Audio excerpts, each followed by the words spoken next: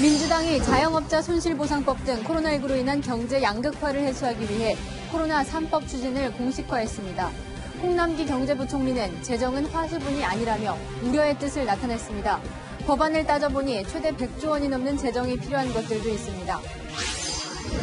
유시민 노무현재단 이사장이 재작년 말 검찰이 재단의 금융거래 정보를 열람했다고 발언한 것과 관련해 사실이 아니었다고 판단한다며 사과했습니다. 열람 주체로 지목됐던 한동훈 검사장은 구체적인 거짓말을 한 근거를 밝히라며 필요한 조치를 검토하겠다고 했습니다. 경전철 등 공공장소에서 중학생들이 노인을 폭행하는 장면이 담긴 영상이 공개돼 공분을 사고 있습니다.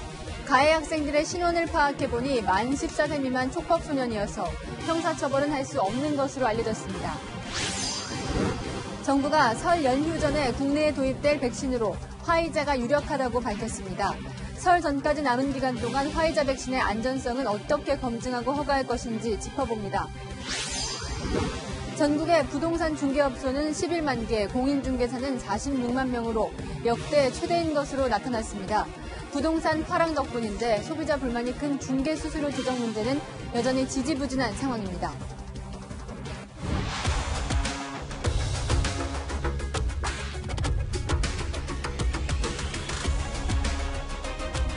뉴스의 동정민입니다.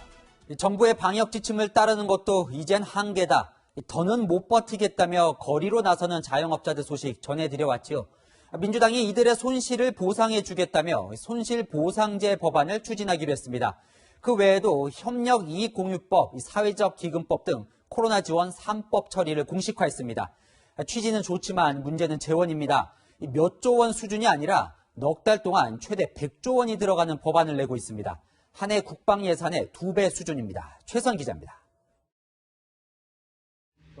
국회를 찾은 자영업자들은 길어진 영업 제한으로 생계 유지가 힘들어졌다며 분통을 터뜨렸습니다. 문만 닫으라고 하실 것이 아니라 어떻게 하면 안전하게 문을 열 수 있을 것인가에 대한 것도 논의가 필요하다고 생각합니다. 전기를 끊겠다고 2시에 문자가 와서 좀 당황을 했습니다. 저희가 상황이 이렇습니다. 민주당은 코로나19로 인한 경제 양극화를 해소하겠다며 이른바 코로나 3법 추진을 공식화했습니다. 이익을 나눌 경우 해당 기업을 지원하는 협력이익공유법과 기부기금으로 자영업자를 지원하는 사회연대 기금법, 피해 입은 자영업자에게 현금을 지원하는 손실보상법 등입니다. 이낙연 대표는 언론을 통해 코로나 3법 발의를 최대한 빠른 시일 내에 마무리 짓겠다고 밝혔습니다. 취지는 좋은데 문제는 돈입니다. 민주당 의원들이 발의한 4개의 손실보상법 가운데는 100조 원가량이 필요한 경우도 있습니다. 월 평균 24조 7천억 원을 지급하는 내용인데 4개월 지급 시 올해 국방 예산의 2배 규모입니다. 민주당은 관련 법안들을 다음 달 임시국회에서 처리할 계획으로 재원은 국채를 발행해 마련할 예정입니다. 채널A 뉴스 최선입니다. 상황이 이렇다 보니 나라 곳간을 책임지는 기획재정부는 난처한 입장입니다. 홍남기 경제부총리는 오늘 내년 나라 빚이 1,000조라며 이 재정은 화수분이 아니라고 답답했습니다. 기재부 내부에선 어떻게 감당하려고 그러냐는 걱정이 나오지만 매번 결과는 정치권 뜻대로 된 터라 맞설 분위기도 아닙니다. 장원재 기자입니다. 홍남기 경제부총리가 막대한 재정이 투입돼야 하는 여권의 코로나 3법 추진에 대해 우려를 나타냈습니다. 오늘 자신의 SNS에 누구도 가보지 않은 길이어서 짚어볼 내용이 많았다면서 재정은 화수분이 아니기 때문에 재정 상황과 재원 여건도 고려해야 한다고 밝혔습니다. 손실보상제에 우려를 표했다가 정세균 국무총리로부터 이 나라가 기재부 나라냐고 지적을 받았던 기획재정부는 소가리를 하고 있습니다. 기재부 관계자는 대놓고 표현하진 못하지만 최근 정치권에서 밀어붙이는 것에 대한 불만이 내부에 많다고 전했습니다. 홍 부총리가 우려는 나타냈지만 생색내기용 발언이라는 지적도 나옵니다. SNS 글 말미에 영업제한 손실보상 제도화 방안에 대해 깊이 있게 고민하고 검토할 것이라고 덧붙였기 때문입니다. 홍 부총리는 지난해 11월 주식 양도소득세 대주주 요건 강화를 주장하면서 사표까지 냈다가 하루 만에 주워 담았습니다. 책임을 지고 제가 오늘 사의 표명과 함께 사직서를 제출했다는 말씀을 드립니다. 인사권자의 뜻에 맞추어서 부총리로서의 직무 수행에 최선을 다하도록 그렇게 하겠습니다. 지난해 4월에도 긴급재난지원금을 하위 70%에게만 지급해야 한다며 받아들여지지 않을 경우 물러나겠다고 했지만 결국 전국민 대상 지급을 수용했습니다. 채널A 뉴스 장원재입니다. 이번에 손해보상제 총대를 맨 건 정세균 국무총리입니다. 이 국무총리와 경제부총리가 서로 다른 곳을 바라보고 있는 거죠. 민주당은 이 나라가 기재부 나라냐고 말했던 정 총리의 힘을 실었습니다. 최수연 기자입니다. 홍남기 경제부총리의 공개 우려 표명에 정세균 국무총리는 별다른 반응은 보이지 않았습니다. 총리실 관계자도 결국 손실보상제를 추진하라는 총리의 뜻에 따르겠다는 것 아니냐며 의미를 두지 않는 분위기입니다. 다만 정부가 코로나로 피해를 본 곳을 보상하는 건 당연하다며 우려를 우회적으로 반박했습니다. 민주당에서는 홍 부총리 비판이 잇따랐습니다. 재정은 하수분이 아닌 게 맞죠. 국가가 빚을 지지 않기 위해서 국가를 위해서 특별히 희생한 사람들의 그 피해를 고스란히 빚으로 남기는 것은 국가가 할 도리가 아닙니다. 송영길 민주당 의원은 자영업 지원에 대한 입법화 제도화는 국회의 권한이라며 기재부가 국회 위에 있는 듯한 인식이 있는 게 아니냐는 우려가 있다고 지적했습니다. 한 초선 의원은 기재부가 재정많은 우려에 피눈물 흘리는 국민들의 고통을 외면하려 하니 정말 부적절하다고 비판했습니다. 민주당 지지자들은 인터넷 커뮤니티에 민주당과 대통령은 안중에도 없다. 홍남기를 해임하고 기재부에게 경고를 줘야 한다고 반발했습니다. 국민의힘은 국민 앞에 전개되는 문재인 정부의 갈등이 점입가경이라고 비판했습니다. 채널A 뉴스 최수연입니다. 네. 정부는 설 연휴 전에 5만 명분의 백신을 도입하겠다고 밝혔죠. 화이자 백신이 유력하게 거론되고 있습니다만 화이자 측은 아직 우리 식약처에 허가 신청도 하지 않은 상태입니다. 시간 안에 들여오려면 정부가 그렇게 중요하다고 강조한 안전성 심사를 원칙대로 하지 않을 수도 있습니다. 황규락 기자가 일정과 방법을 따져봤습니다. 정부가 코백스 퍼실리티로부터 받을 백신은 총 1,000만 명분. 이 가운데 5만 명분이 이르면 설 전 국내에 들어옵니다. 질병청은 이달 말 코백스로부터 정확한 백신의 종류를 통보받기로 했지만 일단 화이자가 유력하다고 밝혔습니다. 문제는 화이자 측이 아직까지 사전 검토를 위한 임상 자료만 제출했을 뿐 식약처에 품목 허가 신청도 하지 않은 점입니다. 아무리 단축해도 품목 허가에 최소 40일이 필요하다는 점을 감안하면 결국 정식 허가가 아닌 특례 수입을 통해 도입될 거라는 관측이 나옵니다. 의약품 특례 수입이란 감염병 등의 위기 상황에서 식약처가 국내에 허가되지 않은 의약품을 들여올 수 있게 하는 제도로 지난해 6월 코로나19 치료제인 렘데시비르가 특례 수입 허가를 받았습니다. 식약처 관계자도 설 전에 화이자를 수입한다면 특례 수입이 가장 현실적이라면서도 특례 수입을 위한 검증 방법이 결정되지 않았다고 설명했습니다. 코백스 물량이 확정될 이달 말부터 설 전까지 열흘 남짓한 기간 동안 모든 허가 과정을 마쳐야 하는 겁니다. 정부는 지금까지 백신의 안전성이 거론될 때마다 식약처 심사를 방어 근거로 삼아왔습니다. 외국에서 백신 임시 승인이 났다 해서 한국에서 곧바로 사용할 수 있는 것은 아닙니다. 한국의 식약처에서 우리 한국의 기준에 따라서 안전성을 다시 심사하고 한국 식약처가 허가한 백신에 대해서 국민들에게 접종하게 되는 것입니다. 다만 식약처는 화이자의 WHO 긴급 승인에 식약처 직원이 참여한 점, 해외에서 이미 사용되고 있다는 점이 영향을 미칠 거라고 설명했습니다. 허가 과정을 마치게 되면 첫 접종은 국립중앙의료원에 마련된 중앙접종센터에서 이루어집니다. 질병관리청은 콜드체인을 포함한 유통관리체계 운영사업자로 SK바이오사이언스를 선정했다고 밝혔습니다. 채널A 뉴스 황규락입니다. 이번에는 이용구 법무부 차관의 택시기사 폭행 사건과 관련한 채널A의 단독 보도 이어갑니다. 검찰이 택시기사의 휴대전화를 복원하면서 폭행 당시 영상을 확보했다는 소식 전해드렸습니다. 여기에 사건 당일 택시기사의 피해 정도를 파악할 수 있는 목 부분 사진도 복원된 것으로 확인됐습니다. 박건영 기자의 단독 보도입니다.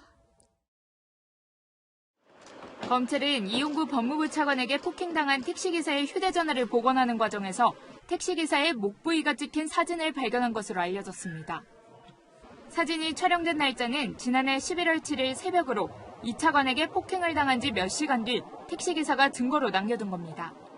사진은 택시를 탔던 승객이 기사의 휴대전화를 넘겨받아 찍었습니다.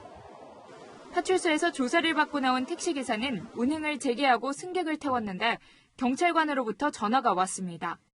블랙박스에 영상이 없으니 다른 피해 증거를 남겨두라는 겁니다. 통화 내용을 들은 승객은 기사의 목이 벌겋다면서 이 차관에게 잡혔던 부위를 사진으로 찍어줬다는 게 택시기사의 설명입니다. 이 사진은 증거를 남겨두라고 했던 파출소 경찰관에게도 전달된 것으로 전해졌습니다.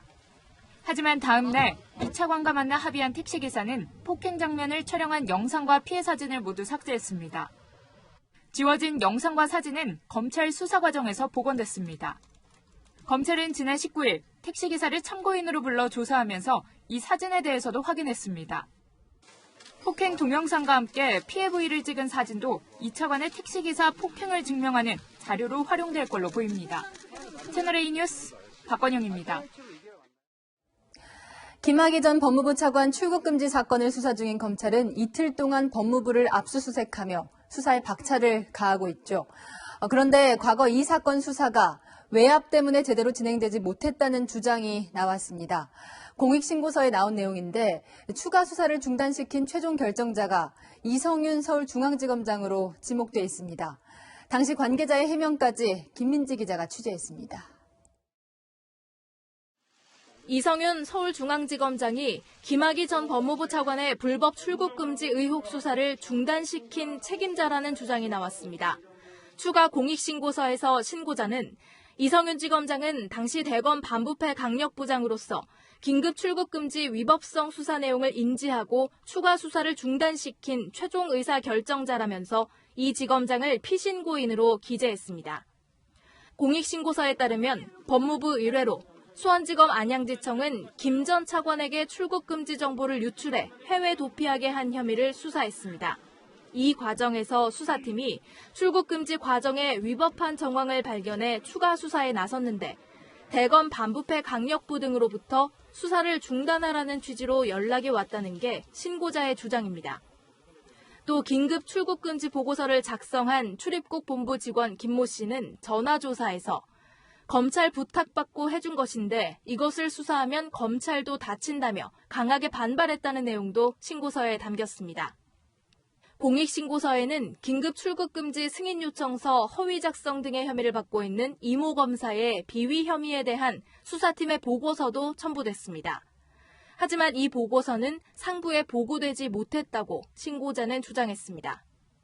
대검 반부패부 등에서 더 이상의 수사를 하지 못하게 막았다는 것이 중요한 내용입니다. 당시 대검 관계자는 일선청에서 수사가 필요하다는데 대검이 수사를 못하게 했다는 건 비현실적 주장이라고 반박했습니다. 중앙지검은 별다른 입장을 밝힐 계획이 없다고 밝혔고 조사에서 검찰도 다친다고 했던 출입국 직원은 해외 연수 중이라 연락이 닿지 않았습니다. 채널A 뉴스 김민지입니다. 유시민 노무현 재단 이사장이 돌연 검찰에 사과했습니다. 본인의 이 발언에 대해서인데요. 그 은행의 노무현 재단 계좌를 검찰이 들여다봤다는 사실을 확인했어요. 당시 조국 전 장관 수사를 진행하던 검찰을 비판하며 나왔던 이 발언은 큰 파장을 불러왔었죠. 오늘 이 의혹은 사실이 아니었다고 판단한다며 사과했는데 많이 부끄럽다, 어떤 변명도 할 수 없다는 통렬한 반성문 수준의 사과였습니다. 김민곤 기자입니다. 1년 1개월 전 검찰의 계좌 추적 의혹을 처음 제기한 유시민 노무현 재단 이사장. 모종의 밝힐 수 없는 경로를 통해서 노무현 재단의 계좌를 들여다봤다는 사실을 알게 되었습니다. 그런데 유 이사장이 오늘 노무현 재단 홈페이지를 통해 사과했습니다. 유 이사장은 사실이 아닌 의혹 제기로 검찰이 저를 사찰했을 것이라는 의심을 불러일으켰다며 검찰의 모든 관계자들께 정중히 사과드린다고 했습니다. 계좌 추적 사실이 없다는 검찰의 해명에도 불구하고 지난해 여름까지 3차례에 걸쳐 의혹 제기를 한 것에 대한 언급도 있었습니다. 유 이사장은 대립하는 상대방을 악마화했고 공직자인 검사들의 말을 전적으로 불신했다며 과도한 정서적 적대감에 사로잡혔었다고 했습니다. 유 이사장의 의혹 제기를 비판해온 참여연대 공동집행위원장 출신 김경률 회계사는 냉소적인 반응입니다. 김 회계사는 유 이사장의 발언으로 고통을 겪은 분들을 많이 봤다며 사과를 못 받아들이겠다고 했습니다.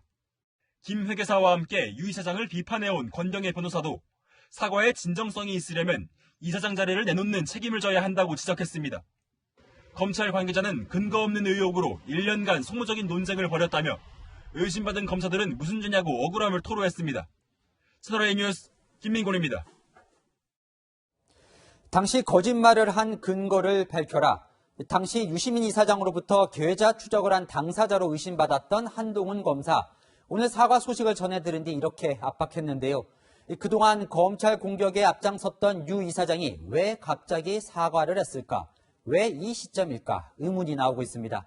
심경이 바뀐 이유를 밝히진 않았지만 추측할 수 있는 대목들은 있습니다. 이어서 이은우 기자입니다. 유시민 노무현 재단 이사장이 검찰의 계좌 추적 시점으로 지목한 건 지난 2019년 11월 말에서 12월 초쯤입니다. 지난해 7월에는 한 라디오 방송에서 한동훈 검사가 있던 대검 반부패부 쪽에서 봤을 가능성이 높다며 계좌 추적 주체를 지목하기도 했습니다.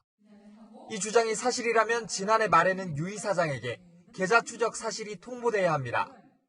금융실명법상 수사기관이 금융거래를 조회하면 금융기관은 늦어도 1년 뒤에는 당사자에게 이 사실을 알려야 합니다. 서민 당국대 교수가 지난해 말부터 유 이사장에게 거짓말에 대해 사과하라고 요구한 것도 이 때문입니다. 1년이 지나도록 금융기관 통보를 받지 못한 유 이사장이 의혹을 뒷받침할 근거를 제시하지 못하는 상황에 놓이자 사과를 피할 수 없었다는 해석도 나옵니다. 유 이사장은 오늘 사과문에서 어떤 형태의 책임 추궁도 겸허히 받아들이겠다고 밝혔습니다.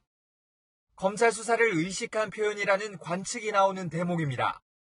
유 이사장은 지난해 8월 계좌 추적 의혹 제기 과정에서 한동훈 검사장의 명예를 훼손한 혐의로 시민단체로부터 고발됐습니다. 이 사건은 현재 서울 서부지검에서 수사 중입니다. 한동훈 검사장은 오늘 거짓 선동으로 큰 피해를 당했다며 거짓말을 한 근거를 밝혀야 한다고 강조했습니다. 또 필요한 조치를 검토하겠다며 법적 대응 가능성도 내비쳤습니다. 채널A 뉴스 이은우입니다.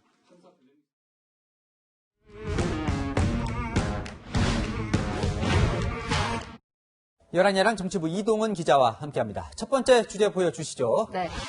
유시민 이사장이 내놓은 것, 짐작은 가네요. 네, 사과인데요. 네, 오늘 단연 화제 인물이죠. 워낙 의외의 사과였어요. 당시에 검찰이 노무현 재단의 주거래 은행 계좌를 들여다보고 있다. 이렇게 주장한 게 한두 번이 아니에요. 그렇습니다. 2019년 12월 유튜브를 통해서 의혹을 제기한 이후 2차례나 더 같은 주장을 했습니다. 이거는 불법 사찰이거든요. 저는 지금도 검찰이 사업비 지출계좌를 봤다고 추측하고 있어요. 약 열흘 뒤에는 언론 인터뷰에서 있지도 않은 검찰 계좌 추적을 의심하고 비판해서 억울하다면 사실을 확인해서 나를 혼내면 된다고 말했습니다. 당시 민주당도 유 이사장 발언에 동조를 했었죠? 맞습니다. 민주당은 유 이사장이 유튜브를 통해 계좌 추적 발언을 한 다음 날 발언에 힘을 실었습니다. 제가 직접 유시민 이사장과 통화를 했습니다. 유시민 이사장은 검찰이 살펴본 나름대로의 근거를 가지고 계시더라고요. 사실 그 근거도 상당히 지금 궁금한 대목인데 네. 유 이사장이 이제 와서 왜 갑자기 사과를 했을까? 이게 또 궁금한 대목이에요. 네, 검찰 수사를 의식한 것이다. 이런 분석도 나오는데요. 지난해 8월 한 시민단체가 허위사실 유포 혐의로 유 이사장을 고발했거든요.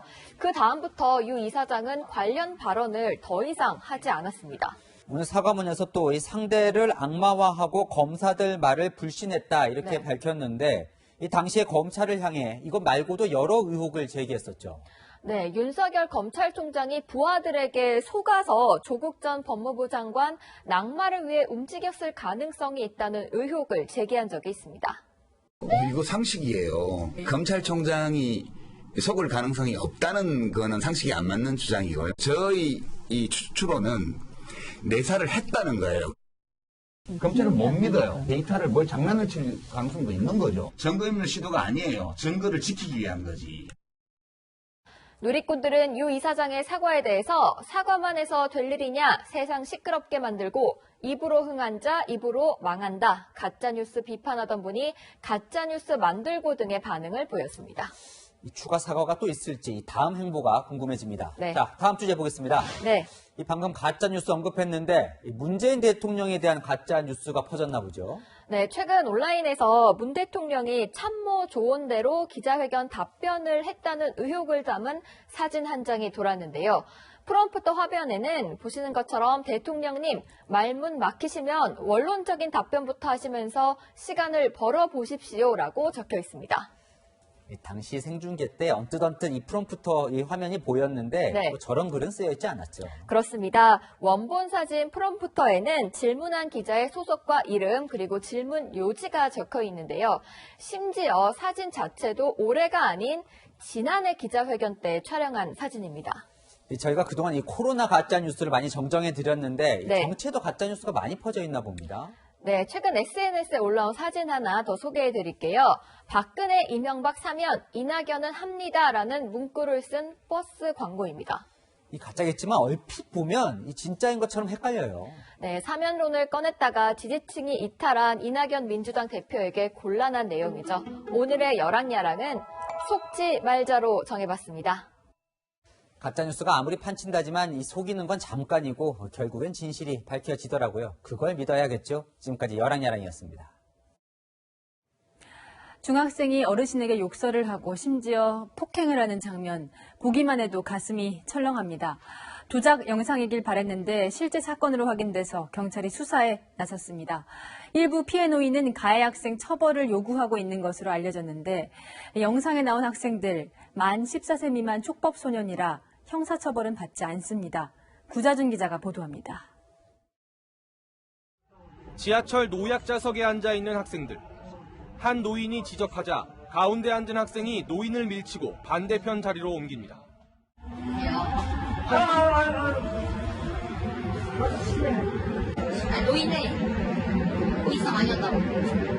화가 난 노인이 욕설을 하자 학생도 맞받아치면서 실랑이가 벌어집니다. 옆에 앉아있는 다른 노인과는 몸싸움을 벌입니다.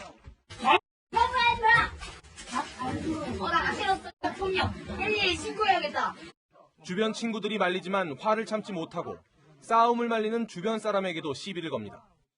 그만하라고. 죄송합니다. 죄송합니다. 소리 없어. 의정부 경전철 안에서 몸싸움을 벌이는 학생과 노인.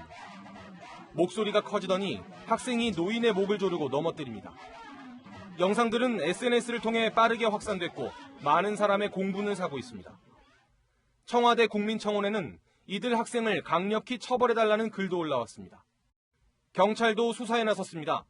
영상에 등장한 가해 학생들의 신원을 확인하고 폭행 혐의로 불러 조사할 예정입니다. 다만 두 학생 모두 만 14세 미만 촉법 소년이라 형사처벌은 할 수 없는 걸로 알려졌습니다. 경찰은 또 영상을 찍어 유포한 사람에 대해서도 법에 저촉되는 부분이 있는지 확인하고 있습니다. 채널A 뉴스 구자준입니다. 마스크를 써달라고 한 택시기사를 승객이 폭행하는 사건이 또 발생했습니다. 택시기사 폭행 사건에서 반드시 따져봐야 할 부분이죠. 경찰은 운행 중에 폭행한 것으로 보고 특정범죄 가중처벌법상 폭행 혐의를 적용했습니다. 남영주 기자가 취재했습니다. 택시가 유턴을 하더니 갑자기 멈춰섭니다. 마스크 쓰셔야 돼요. 굉장히 마스크 안 쓰시면 그럴 수가 없거든요. 택시기사가 마스크를 착용하지 않은 승객 3명에게 마스크를 써야 출발할 수 있다고 하면서 실랑이가 벌어졌습니다. 승객 가운데 한 명이 기사에게 욕설을 했고 기사가 경찰에 신고하자 발길질이 시작됐습니다. 이번에는 차에서 내려 운전석으로 가더니 문을 두드립니다. 치시지 말라고 했는데 이제 그때부터 차에서 내려가고 운전석으로 와서 운전석 문을 당기면서 죽여버린다고, 빨리 내리라고, 야 내려서 죽여버릴 거야. 술에 취한 승객의 난동은 경찰이 도착할 때까지 20분 넘게 이어졌습니다. 무서워죠. 내가 이런 걸 직접 겪고 나니까 이런 마스크 참 말을 내가 잘못한 건가. 술 취한 사람들은 그냥 편히 봐야 되나. 택시기사는 전치 일주의 타박상을 입었습니다. 경찰은 기사를 폭행한 남성 승객 1명에게 특정범죄 가중처벌법상 운전자 폭행 혐의를 적용했습니다. 당시 택시 미터기는 꺼져 있었고 자동차 변속기는 주차 상태였지만 택시가 움직이기 시작하다 잠시 멈춘 것이기 때문에 운행 중으로 판단한 겁니다. 채널A 뉴스 남영주입니다. 그 사람들 죄를 다 밝혀줘. 가혹행위에 시달리다 세상을 떠난 고 최숙현 선수의 마지막 말이었습니다. 핵심 가해자로 지목된 운동처방사 안모 씨가 징역 8년을 선고받았습니다. 유족은 형량에 대한 아쉬움을 호소합니다. 강병규 기자가 들어봤습니다. 고 최숙현 선수 사망 사건에서 핵심 가해자로 꼽힌 운동처방사 안모 씨가 1심에서 징역 8년, 벌금 1,000만 원을 선고받았습니다.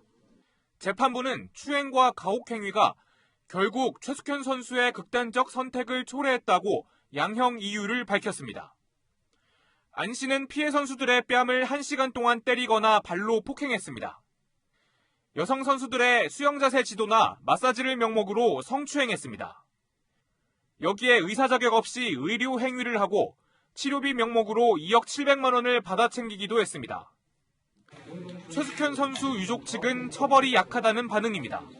그 피해자들 받은 고통은 수년간 엄청난 고통을 받았는데도 불구하고 처법이라는 이유로 감형이 좀 되었던 것에 대해서 솔직히 좀 아쉽다는 생각이 듭니다. 오는 29일에는 최숙현 선수 가혹행위에 연루된 김모 전 감독과 주장이었던 장모 씨 등의 1심 선고 공판이 열립니다. 이틀 전 장 씨 부모는 사과를 받아달라며 최숙현 선수 부모를 찾아오고 피해 선수 가족들에게 전화를 했지만 죗값을 받아야 한다며 거절당한 것으로 전해졌습니다. 장님만 들으면 자다가도 벌떡벌떡 일어나가고 약을 먹고 자고요. 일단 장님이라는 이름만 꺼내도 쟤는 기겁을 해요. 피해 선수들과 가족 측은 아직 고통 속에서 살고 있는 만큼 엄중 처벌을 요구하고 있습니다. 채널A 뉴스 강병규입니다. 네, 이명박 정부 4대강 사업으로 만들어졌죠. 정부가 공주보를 부분 해체하고 세종보를 해체하기로 했습니다. 주변에 사는 주민들은 70%가 넘게 보가 유지되길 원한다는 여론조사 결과도 나왔지만 환경보호를 이유로 해체를 결정한 겁니다. 수천억 들여 만들었는데 해체 비용도 100억 원이 넘습니다. 김태형 기자가 현장 취재했습니다. 공주보 주변에 해체를 반대한다는 현수막이 붙었습니다. 상부 교량만 남기는 선에서 부분 해체 결정이 나자 주민들이 내건 겁니다. 대다수 시민이 반대하는데도 정부가 주민 의견을 무시한다며 반발하고 있습니다. 지난 2019년 공주시 여론조사에선 응답자의 74.8%가 보를 유지해야 한다고 답했습니다. 지금 완전 개방만 해도 물 흐를 걸 다 흘러요. 그런데 뭐가 부족해서 또 철거를 한다는 거예요. 당장 필요할 때 닫을 수가 없지 않습니까? 없으면은. 부분 해체할 경우 보 위를 통과하는 다리의 안전성도 우려되는 대목입니다. 보로 만들었던 거를 그래 보의 기능을 철거시키고서 다리로 쓴다고 그 다리가 안전하겠습니까? 전면 해체 결정이 난 세종보도 논란입니다. 2년 전부터 수문이 개방돼 수량이 크게 줄면서 상류에 있는 취수장은 비상이 걸렸습니다. 건설 당시 세종보가 가둔 물높이를 감안해 취수구를 설치했기 때문입니다. 이 취수장에서 세종시 도시공원과 하천 등에 공급하는 물의 양은 하루 17,000톤에 이릅니다. 이 물높이가 낮아지면서 이 취수장에는 물을 모아두려고 돌로 이렇게 임시 물막이까지 설치했습니다. 여기에 보가 해체돼 물높이가 더 낮아지면 취수장이 아예 무용지물이 될 수도 있습니다. 건물권은 조금 낮아질 거란 예상이 있어가지고 취수 불가능한 수위까지 내려갈 수도 있다. 4대강 보를 두고 일부 처리 방안이 확정됐지만 논란은 한동안 이어질 전망입니다. 채널A 뉴스 김태형입니다. 전국에 있는 부동산 중개업소가 11만 개, 공인중개사는 무려 46만 명으로 역대 가장 많은 것으로 나타났습니다. 부동산 화랑 덕분이겠죠. 하지만 소비자 불만이 가장 많은 중개 수수료는 조정이 잘 되지 않고 있습니다. 안건우 기자입니다. 서울의 한 아파트 단지 상가, 1층을 점령한 건 부동산 중개업소입니다. 지난 한 해 동안 폐업한 공인중개사무소는 만여 곳으로 18년 만에 가장 적었습니다. 지난해 전국의 공인중개사무소는 11만 개, 공인중개 자격증을 가진 사람도 46만 명으로 역대 최대입니다. 마포의 59제곱미터 아파트, 지난해 12월 기준 실거래가는 15억 1천만 원, 전세는 7억 7천만 원입니다. 상한요율에 따라 매매 계약된 많게는 1,359만 원, 전세는 616만 원을 매수자와 매도자에게 각각 중개보수로 받을 수 있습니다. 최근 국민권익위원회 설문조사에서 응답자 53%가 부동산 중개보수가 비싸다고 답하기도 했습니다. 하지만 공인중개사도 할 말은 있습니다. 영상을 제시하니까 주겠어요. 영상으로 미국 여성을 통해서 왔다 갔다 하지. 또 상한요율 내에서 협의하라는 애매한 지침을 문제 삼기도 합니다. 실업이면 얼마? 실업 구간을 정해가지고 이렇게 딱 정해놓으면 되는데 최고위를 정해놓고 협의하라고 하면 참 어려워요. 지난해 8월 국토부는 중개보수 수수료율을 합리적으로 개편하겠다고 밝혔지만 복잡한 이해관계로 지지부진한 상황입니다. 국토부는 다음 달 권익위가 개편안 권고를 하면 이를 토대로 실태조사를 한 뒤 수수료율을 손보겠다는 입장입니다. 이런 논란에도 돈이 된다는 생각에 공인중개사 시험 응시자는 역대 최고로 더 늘어나고 있습니다. 채널A 뉴스 안건우입니다. 코로나19 방역 조치가 일부 완화됐지만 단란주점 등 유흥시설들은 여전히 영업이 금지된 상태죠. 수익 하나 없이 막대한 임대료와 관리비를 떠안다 보니 업주들의 고통 이만저만이 아닙니다. 이민준 기자가 이들의 이야기를 들어봤습니다. 늦은 밤 유흥업소 간판불이 켜져 있습니다. 일부 업주들이 과태료를 내더라도 영업을 하겠다며 문을 연 겁니다. 10년 넘게 유흥업소를 운영하는 정상훈 씨도 동참했습니다. 코로나 사태 이후 문을 닫은 지 벌써 8달. 임대료와 관리비만 한 달 수천만 원이 나가는데 더 이상 버틸 재간이 없다고 하소연합니다. 현재 10년 같아서는 영업을 하다 죽나 못하고 죽나 똑같은 상황이거든요. 그래서 직원들도 없고 어떻게 보면 자포자기 심정입니다. 나이트클럽을 운영하는 박철우 씨. 텅 빈 클럽을 바라보면 그저 한숨만 나옵니다. 수익이 없다 보니 임대료도 몇 달씩 밀렸고 건물주가 가게를 비우라고 통보하면서 걱정은 더 커졌습니다. 1년 만에 산산조각이 났어요. 한 달에 1억에서 1억 2천 정도 지출이 나갑니다. 매일 가게 나와보고 그러면 피눈물이 나죠. 코로나 사태 여파로 벼랑 끝에 내몰린 유흥업주들. 노래방이나 식당 같은 다른 업종과 형평성을 맞춰 다음 달부터 영업을 허용해달라고 요구하고 있습니다. 채널A 뉴스 이민준입니다. 바이든 미 대통령은 방역보다 경제를 앞세웠던 전임 트럼프 대통령과는 확연히 다른 행보를 하고 있습니다. 지금은 전시 상황이라며 입국에 빗장까지 걸겠다고 밝혔습니다. 이제 미국에 가려면 출발 전에 코로나 검사를 받아 음성 판정을 입증해야 하고 도착 후에는 우리나라처럼 14일 격리를 해야 합니다. 워싱턴 김정한 특파원입니다. 바이든 대통령은 코로나19 대유행을 전시 상황에 비유했습니다. 400,000 Americans have died. That's more than have died in all of World War II. 400,000.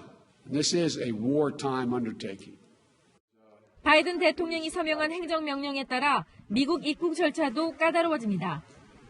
미국에 입국하는 국제선 승객은 출발 3일 이전에 음성 판정을 받았다는 검사 증명서를 탑승 전 제시해야 합니다. 또 음성 판정을 받았더라도 입국 뒤 자가격리를 해야 합니다. 미국 질병통제예방센터의 현재 지침에는 자가격리가 권고사항이어서 제대로 지켜지지 않고 기간도 최근 10일로 단축됐습니다. 시행일자와 격리기간 등 구체적 내용은 알려지지 않았지만 트럼프 행정부 시절보다 입국 요건은 까다로워질 것으로 보입니다. 이와 함께 바이든 대통령은 공항과 비행기, 기차 등 공공교통수단에서 마스크 착용을 의무화했습니다. 미국에선 최근 하루 4천 명 이상 코로나로 숨지고 있지만 원활한 백신 공급은 이루어지지 않고 있습니다. you will see a constant pattern of basically running out, waiting for the next week's allocation, and then starting up again. 코로나19 위협을 경시했던 트럼프 전 대통령과 달리 바이든 대통령은 향후 6주 내 사망자가 50만 명을 돌파할 것이라며 상황이 안정되기까지는 수개월이 더 걸릴 것이라는 엄중한 경고를 이어갔습니다. 워싱턴에서 채널A 뉴스 김정환입니다. 바이든 대통령 주변에 한국계 인사가 눈에 많이 띕니다. 우리에게도 익숙한 성킴 전 주한 미국 대사가 국무부 동아시아 총괄책으로 돌아왔습니다. 이렇게 이 바이든 대통령을 그림자처럼 따라붙는 밀착 경호원도 한국계입니다. 강은하 기자입니다. 3년 전 싱가포르 회담을 앞두고 최선희 당시 북한 외무성부상과 수차례 협상을 이끌었던 성김 전 주한 미국 대사. It's always great to be back in Seoul. This is home for me.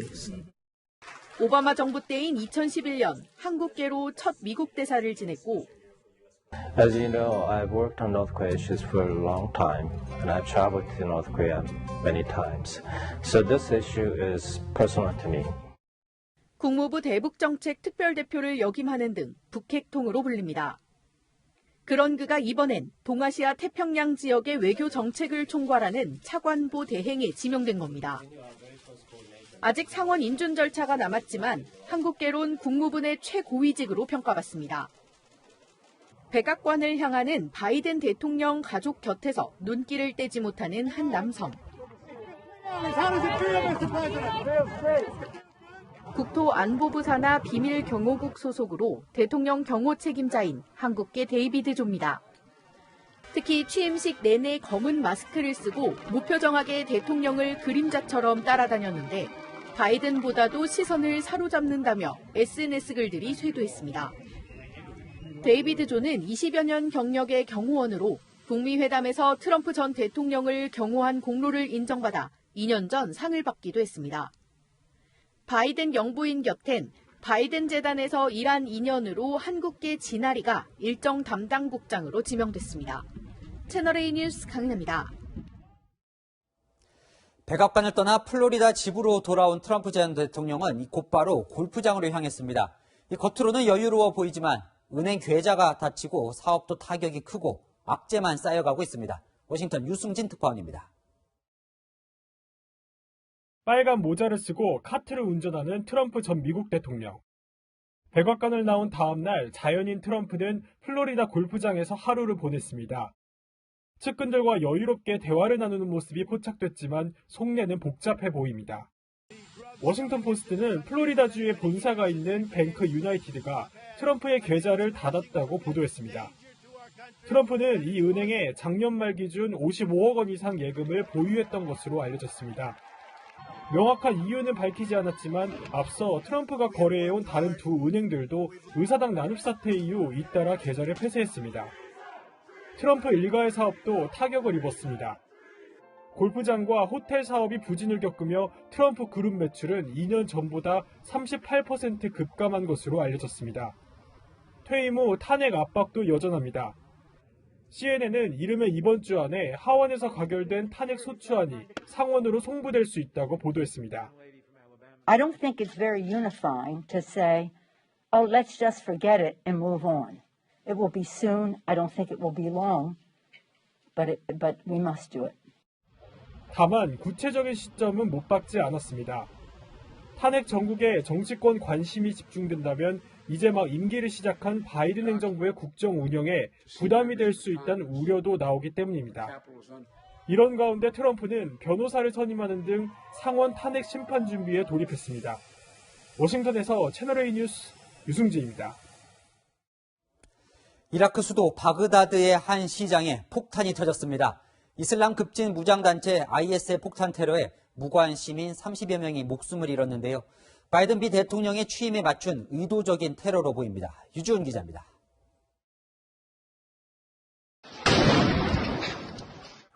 폭발음과 함께 파편들이 날아가고 혼비백산 사람들이 달려갑니다.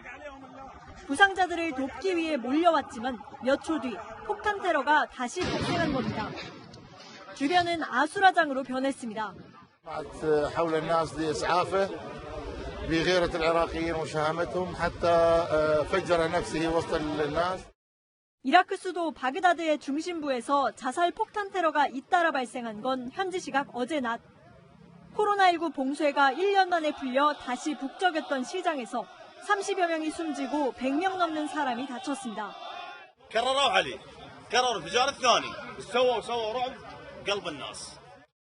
3년 전에도 같은 장소에서 자살 폭탄 테러가 발생해 38명이 목숨을 잃었습니다.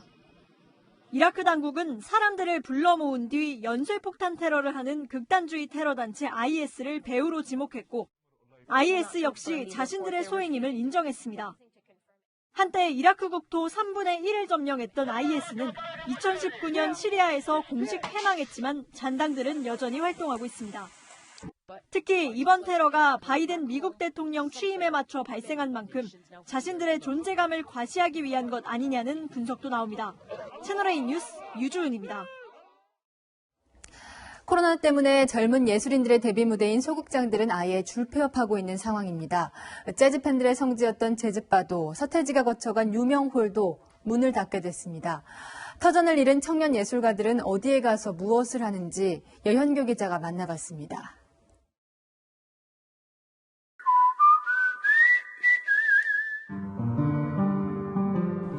영화 라라랜드 속 한 장면처럼 파란색 조명이 특징인 서울 청담동의 재즈 공연장 원스 인 어 블루문입니다. 음악 애호가들이 정말 늘 오고 싶어하는 그런 장소였었죠. 안 다녀간 유명인은 없을 거예요. 세계적인 윈튼 마샬리스라든가 그런 재즈 뮤지션들부터 해서 히딩크까지. 지난 22년간 국내 재즈 팬들의 성지이자 신인 뮤지션들의 데뷔 무대였습니다. 하지만 이곳도 결국 코로나 여파로 지난해 12월 폐업을 결정했습니다. 가수 서태지가 공연했던 홍대 V홀과 혁오 장미여관 등이 거쳐간 클럽 에반스 등도 손님이 끊기자 임대료를 감당하지 못해 결국 문을 닫았습니다. 연극계도 상황이 어렵긴 마찬가지입니다. 현재 수요일 오후 5시 공연을 앞둔 시간인데도 거리는 관객들이 거의 없다시피 합니다. 이곳에 있던 많은 공연예술계 청년들은 지금 어디서 뭘 하고 있는지 현장으로 갑니다.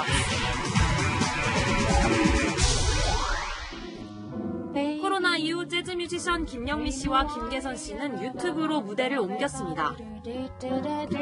벌써 4개월째 촬영 장비도 익숙합니다. 한 2, 3일 잡아서 편곡을 하고 녹음은 한 3시간 정도. 수입이 80% 이상 줄어 생계가 막막하지만 예술인으로서 마지막으로 붙잡고 있는 무대입니다. 진짜 세 자리의 월급이 있었다면 이제 거의 2자릿수 정부 지원금으로 지내고 있다고 해도 유튜브를 통해서라도 이제 저희한테는 어떻게 보면은 이걸 유지할 수 있는 원동력이 될 수도 있다고 생각을 해요. 비대면으로 보여드릴 수 있는 게 아무것도 없어요. 온라인으로 무대를 바꾼 또 다른 곳. 그거 찍었었잖아. 맞아요. 자, 이렇게 새 인사를 부모님을 따고 네, 개미와 배청이 그리고 춤추는 신데렐라입니다. 30살 뮤지컬 배우 김유민 씨는 지난해 공연과 수입이 절반 이상 줄어 아르바이트로 버텼습니다. 이런 김 씨의 제작사는 온라인극을 택했습니다. 이달 말 초등학교에도 배포할 예정입니다. 무대와 많이 다른 부분이 있지만 온라인 극을 통해서라도 관객분들을 만날 수 있다는 게 일단 제일 크고요. 우리는 멈춰 있으면 안 되는 사람들이거든요. 아티스트를 위한 그런 공간들이 랜선으로라도 숨 쉴 수 있는 구멍을 좀 내어주셨으면 하는 게 바람이죠. 현장 카메라 여영규입니다. 69일 만에 구조됐던 칠레 광부들 기억하시나요? 중국에서 광부들이 지하 580m 아래에 갇혀서 그때와 같은 기적을 기다리고 있습니다.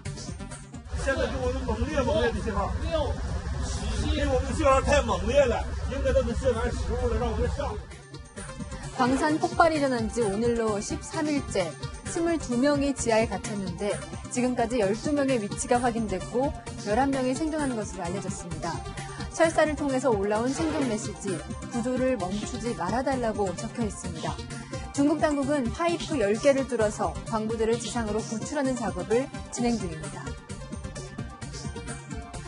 격투기의 황제도 코로나19를 피하지는 못했습니다. 우리나라 예능 프로그램에 출연하기도 했죠. 러시아 격투기 선수 표도르가 코로나에 감염돼 병원에 입원한 사실이 알려졌습니다. 체온이 오르고 후각이 사라지는 등 증상이 나타났다고 하는데요. SNS에 글을 올려 몸 상태가 좋고 회복하고 있다며 자신의 상태를 알렸습니다. 영화 미나리에 출연한 배우 윤여정 씨가 흑인 비평가협회 시상식에서도 여우조연상을 수상하며 현재까지 14관왕에 올랐습니다. 미나리는 원더풀이란다. 윤 씨는 어린 손자를 돌보기 위해 미국에 와서 살게 된 한국 할머니 역할을 맡았죠. 한국인 최초로 오스카 배우상 후보에 오를지 기대가 점점 높아지고 있습니다. 미나리의 국내 개봉 시기는 오는 3월로 정해졌습니다. 오늘 서울 여의도의 모습인데요. 안개에 먼지까지 뒤엉켜서 건물의 형태도 알아보기가 힘든 날이었습니다. 잿빛 하늘은 쉽사리 거치지 못하고 내일도 하늘은 흐리겠습니다. 충청과 남부 지역엔 또 비가 내리고 동해안에는 눈 소식까지 있는데 특히 강원 산간에 폭설이 예보돼 있습니다. 모레까지 강원 산지 많은 곳에는 무려 30cm 이상, 경북 북동 산지에는 최고 8cm의 눈이 오겠고요.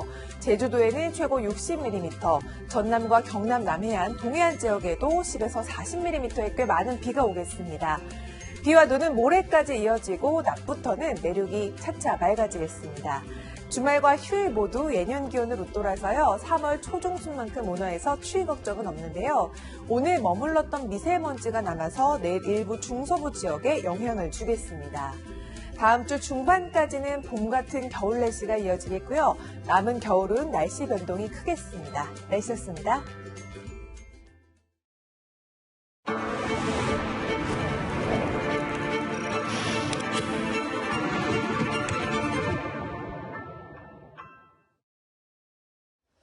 환하게 웃고 있는 이 사람, 미국 코로나 최고 전문가 파우치 전염병 연구소장입니다.